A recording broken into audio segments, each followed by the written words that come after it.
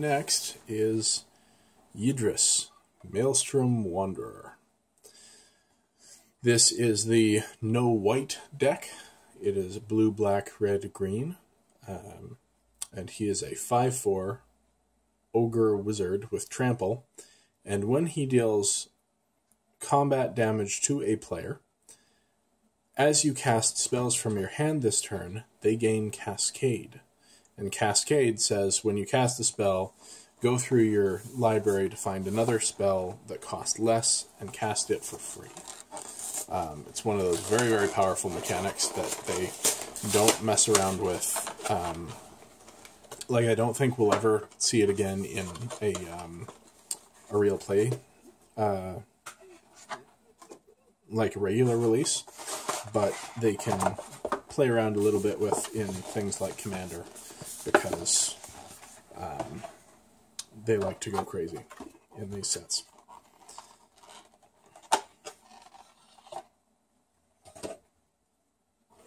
Here we have the large foil.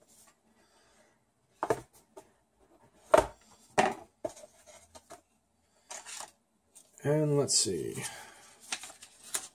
The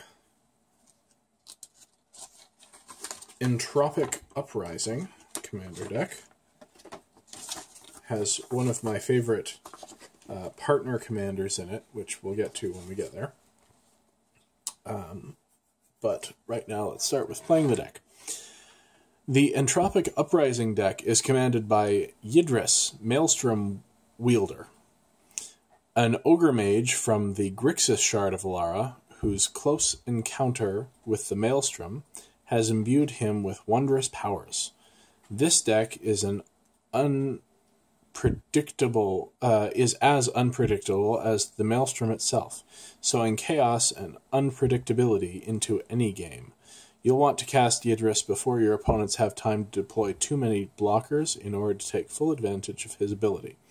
If you're playing with partners instead of Yidris, then playing Vile Smasher the Fierce on turn 3 will ensure you get lots of triggers from her. Thrasios, Triton Hero, is a fantastic mana sink, churning through your deck for more spells even if you're drawing lots of lands. And Kaidella, Chosen of Krufix, is powerful but fragile. Try to protect her long enough to maximize her mana output. At every stage of the game, your strategy should be assembling powerful combinations of cards and building resources for a massive turn filled with spells.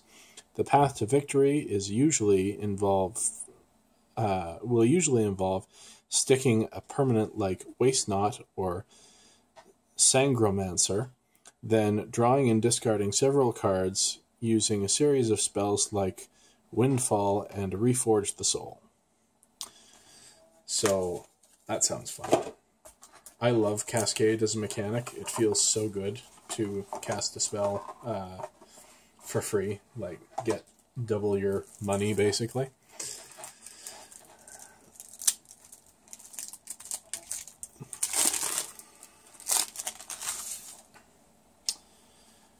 Here's the regular size Yidris. Kaidel, Chosen of Krufix, is from the plane of Theros, as is Thraos, Triton Hero.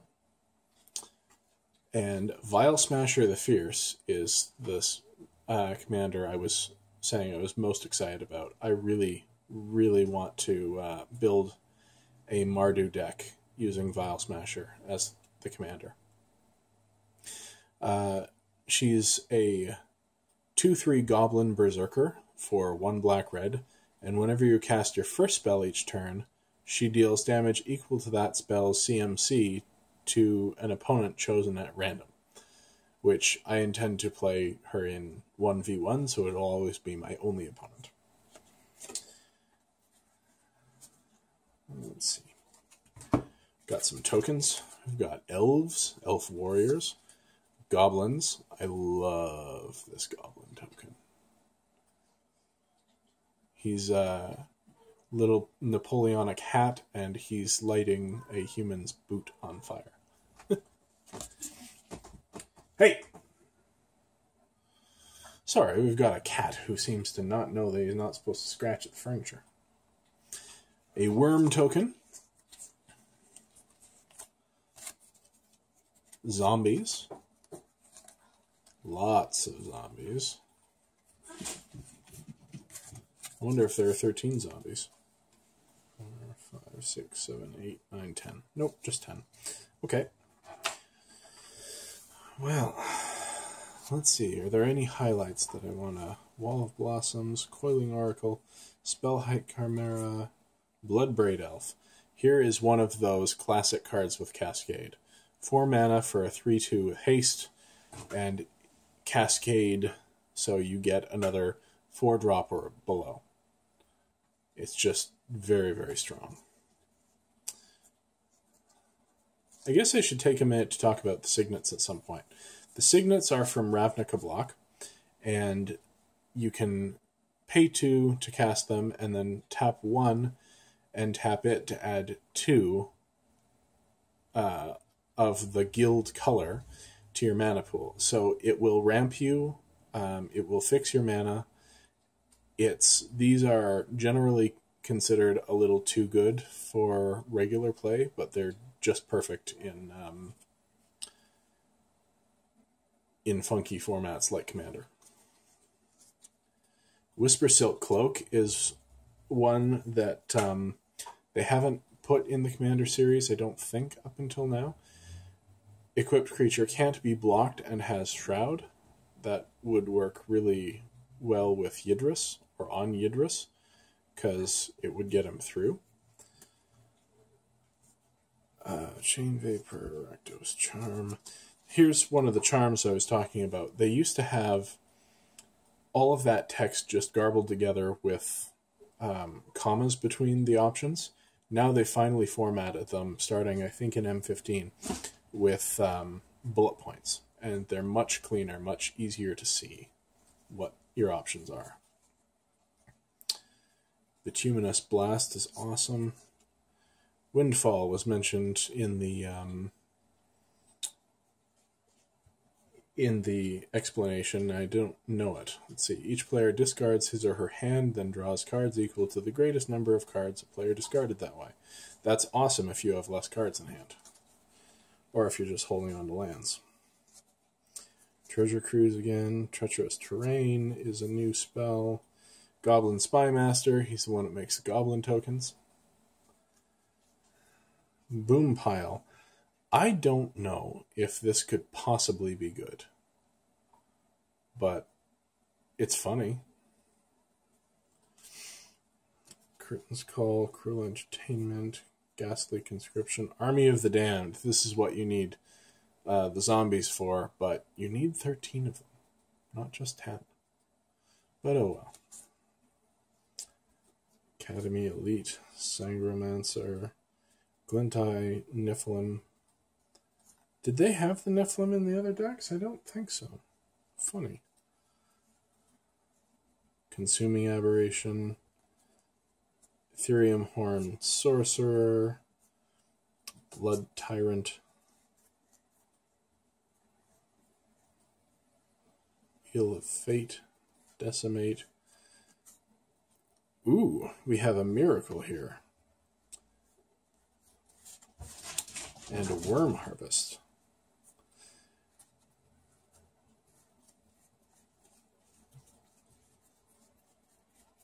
Alright, so, miracles are interesting. You may cast this card for its miracle cost instead of its mana cost, and the miracle cost is usually much, much less. If it's the first spell you draw this turn and you cast it when you draw it. So rip it off the top for your draw step, and if you play it immediately, it costs 2 instead of 5. And in this case, it's return all non-land permanents to their owner's hands. So it seems pretty strong. All right, I'm going to curve this one out, and we'll have a look when I'm finished.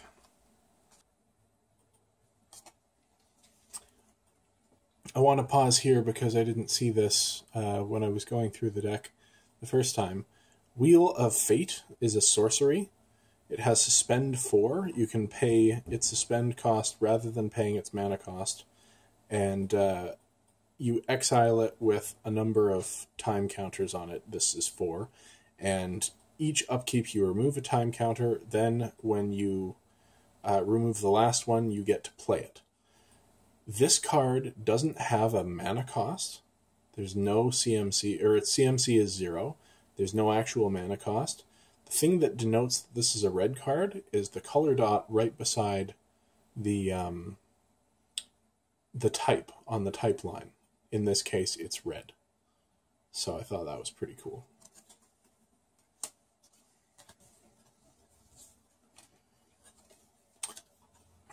Other thing I think I should mention is about gold cards and multicolored cards.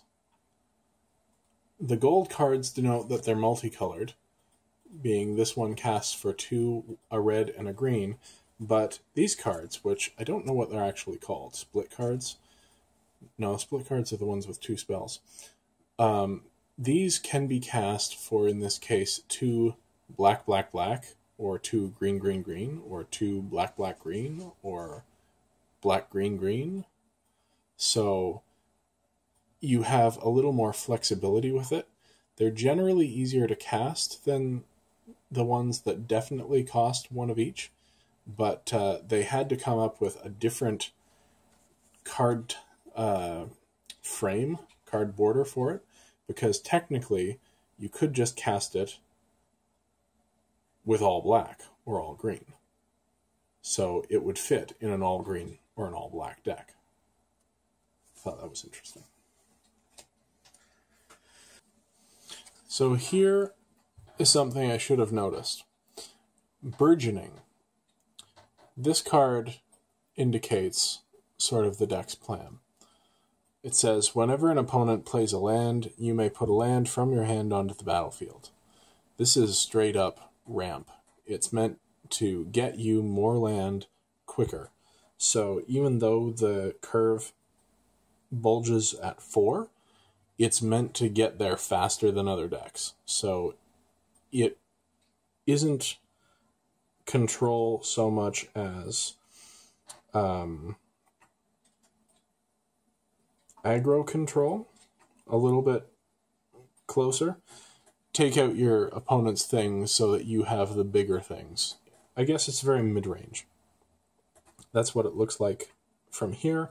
I'm sure I'll have a better idea once I play it, but again, this one looks fun. So, as before, going to have a quick look at the land.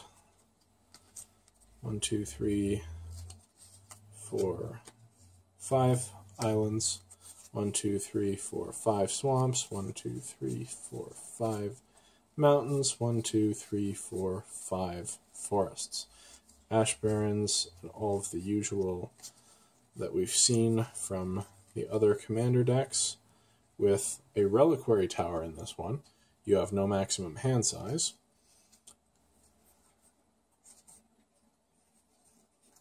A tap land that gains life, a couple of them. That's interesting. The other ones didn't have these. And it looks like that's it. It looks like the tap lands there in place of the Temple of the False God. To, I guess, this is more of a color-heavy deck with triple blacks in mana costs and many multi-colored spells. It looked like they didn't want to give you too many colorless mana sources. So, yeah, it looks base black, red, green, so Jund, with blue just for the edge of the card draw and a couple of hedging into control spells, but it looks very much like a mid-range beatdown kind of thing. Cast lots of spells, smashy, smashy. So I guess the only one left is Saskia, and I'll be doing that one next.